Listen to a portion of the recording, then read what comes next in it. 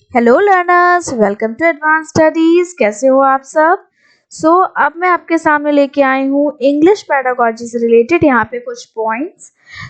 जैसा कि आप सभी को पता है कि सीटेट एग्जाम में इंग्लिश पेडागोजी से रिलेटेड 15 क्वेश्चंस तो एटलीस्ट आते ही आते हैं और 15 नंबर का बाकी पैसेज आता है।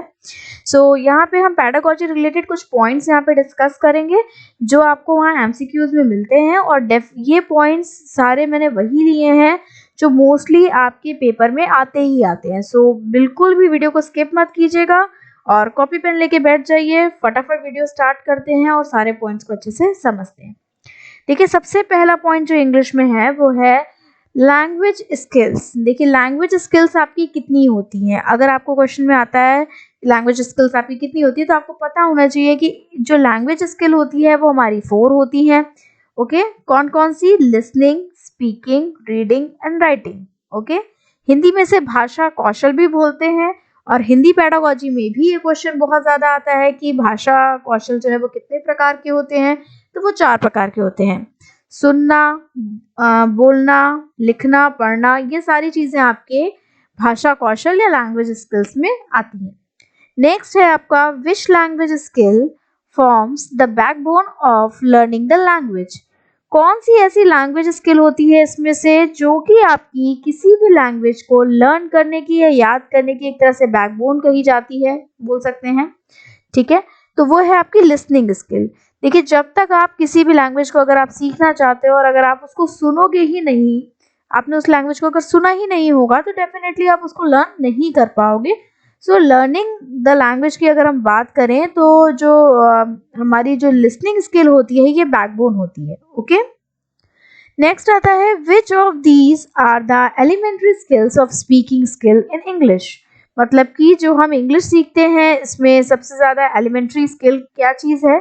तो देखिए, वो आती है आपकी imitation and repetition. Which of these are the elementary skill of speaking skill in English. मतलब कि जब हम इंग्लिश को बोलना सीखते हैं तो उसमें सबसे ज्यादा जरूरी चीजें क्या होती हैं? वो होता है इमिटेशन एंड रिपीटेशन। मतलब किसी भी चीज का अनुकरण करना और उसके बाद उसका अभ्यास करना। जैसे कि अगर आपको जैसे छोटा बच्चा होता है, जब वो बोलना सीखता है तो सबसे पहले क्या करता है? वो अपने से बड़े जो होते हैं जो भी बोलते हैं उनको ध्यान से सुनता है, मतलब कि इमिटेशन करता है, उनका अनुकरण करता है एंड देन वो उस चीज को रिपीट करता है या फिर कह सकते हैं उस चीज का अभ्यास करता है। तो यही हमारा इमिटेशन एंड रिपीटेशन में आएगा। ओके, नेक्स्ट है बेसिक स्टेप्स ऑफ लिसनिंग क्या होते हैं। अब आपने ये चारों स्किल्स के बारे में यहाँ पे जाना है, इससे रिलेटेड पॉइंट्स आपके सीटेट में आते हैं। जैसे कि यहाँ पे हमने स्पीकिंग से रिलेटेड पढ़ा। ठीक है, अब यहाँ पे लिसनिंग से रिलेटेड पॉइंट है कि बेसिक स्टेप्स ऑफ लिसनिंग क्या होते हैं, सुनने के बेसिक स्टेप्स क्या हैं। तो देखिए, जब हम कोई भी चीज सुनते हैं उसके बेसिक स्टेप होते हैं। पहली चीज तो हियरिंग, मतलब कि सुनना, फिर अंडरस्टैंडिंग मतलब उस चीज को समझना, और फिर जजिंग, फिर उस चीज को मतलब एक तरह से जज करना।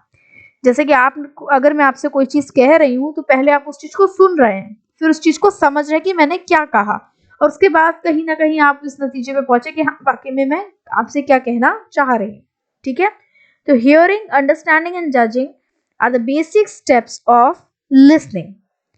नेक्स्ट यहाँ पे मैंने कुछ और पॉइंट्स आपके लिए लिए हुए हैं। जैसे कि आप देख सकते हो यहाँ पे role of grammar in learning a language. अगर हम बात करें, जैसे कि अक्सर करके एमसीक्यू क्वेश्चंस में ये पूछा जाता है कि किसी भी लैंग्वेज को लर्न करने में ग्रामर का क्या रोल है, तो आपको सबसे इम्पोर्टेंटली ये चीज पता होनी चाहिए कि किसी भी चीज को लर्न करने में ग्रामर के रोल की अगर हम बात करें तो ग्रामर, विदाउट ग्रामर हम किसी भी लैंग्वेज को सीख सकते हैं। भाई, आप इस चीज को, भले ही आपको ये थोड़ा सा पॉइंट अजीब लग रहा हो, बट हाँ, ये पॉइंट सही है।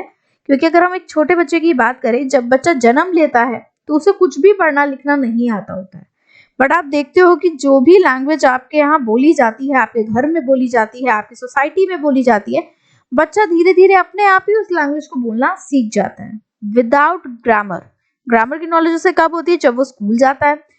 यहाँ पे ये एक बहुत इंपॉर्टेंट पॉइंट है रोल ऑफ ग्रामर का, कि जो ग्रामर होती है वो किसी भी लैंग्वेज को सीखने के लिए जरूरी नहीं है। Learning a language is possible without grammar, मतलब विदाउट ग्रामर भी बच्चा लैंग्वेज को थोड़ा सीख सकता है। ठीक है, हाँ, बट जो लैंग्वेज की जो एक्चुअल चीज़ें हैं वो तो अनडाउटेडली ग्रामर से ही सीखी जाती हैं, बट किसी भी लैंग्वेज को बोलना आप सीख सकते हो।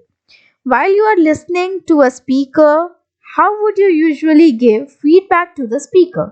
जब आप किसी भी व्यक्ति को सुनते हो, जो भी बोल रहा है, जो भी स्पीकर है, जब आप उसको सुनते हो तब उसे किस तरह से फीडबैक देते हो? बाय नॉन वर्बल सिग्नल्स, जिससे उसे पता चलता है कि हाँ भाई आप उसकी बातों को ध्यान से सुन रहे हो। जैसे आप अभी मेरी बात को ध्यान से सुन रहे हो तो डेफिनेटली आपका जो जेस्चर्स होते हैं उससे हमें हम समझ पाते हैं कि हाँ आप मेरी बात को सुन रहे हो।